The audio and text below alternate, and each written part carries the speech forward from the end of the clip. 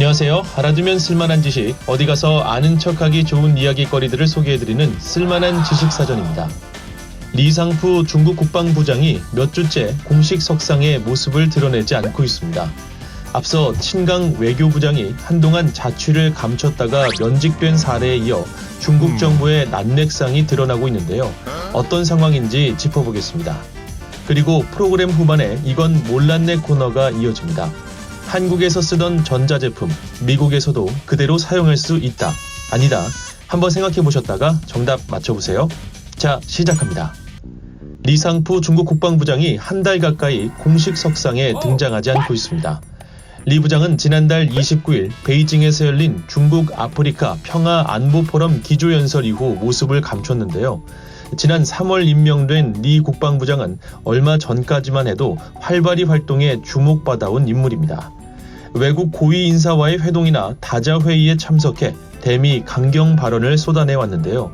중국 정부는 지난 7일부터 8일까지 베트남 주최로 중국 베트남 국경에서 열릴 예정이었던 연례 국방협력 회의를 앞두고 리 부장의 부재를 공식화했습니다. 앞서 친강 외교부장이 사라졌던 때와 마찬가지로 건강 문제를 이유로 들었는데요. 친전 외교부장은 지난 6월 말 이후 한동안 모습을 감췄다가 다음 달 면직됐습니다. 이처럼 중국 정부 요직 인사들이 잇따라 납득할 만한 공식 이유 없이 공개 석상에서 사라지고 있는데요. 이들을 임명한 시진핑 중국 국가주석의 책임론이 커지고 있습니다. 외교부장에 이어 이번엔 국방부장이 실종 상태라 공교롭게도 시 주석이 주도하는 미중 패권 대결의 핵심 두 축이 나란히 추락한 모양새가 됐는데요. 이와 관련해 람 이메뉴얼 주일 미국 대사는 지난 8일 시진핑 주석의 내각 라인업은 애거사 크리스티의 소설 그리고 아무도 없었다와 닮았다고 소셜미디어에 적었습니다. 처음에는 친강 외교부장 그리고 로켓군 사령관이 실종된 뒤 이제는 리상푸 국방부장이 공개 석상에서 모습을 보이지 않고 있다고 지적했는데요. 중국 정부는 리 부장이 어디에서 무엇을 하고 있는지에 관해 침묵하고 있습니다. 마오닝 중국 외교부 대변인은 지난 11일 정례 브리핑에서 이메뉴얼 대사의 언급에 대한 취재진의 질문에 상황을 잘 알지 못한다며 답변을 피했습니다. 이런 가운데 미국 정부 당국자들은 리 국방부장이 이미 해임된 후 당국의 조사를 받고 있다는 추측을 제기했습니다. 영국 신문 파이낸셜 타임스가 이 같은 미 당국자들의 관측을 보도했는데요. 리 부장이 받는 혐의나 구체적인 조사 사유에 대해서는 밝혀진 것이 없습니다. 다만 지난 7월 중국 중앙군사위 장비발전부가 2017년 10월 이후 군사장비 구매 과정에서 발생한 부패 의혹에 대한 수사에 나선 것과 관련됐다는 관측이 제기되고 있습니다. 리 부장이 복귀할까요? 친전 외교부장처럼 면직될까요? 아니면 또 다른 깜짝 사건이 기다리고 있을까요? 보너스 정보 이건 몰랐네 시간입니다. 한국 분들이 미국에 처음 오시면 불편하게 여기시는 것 중 하나가 바로 전압 문제입니다. 한국에서 쓰던 전자제품을 미국에선 그대로 사용할 수 없는데요. 한국에선 표준 전압이 220V인데 미국에선 110V여서 그렇습니다.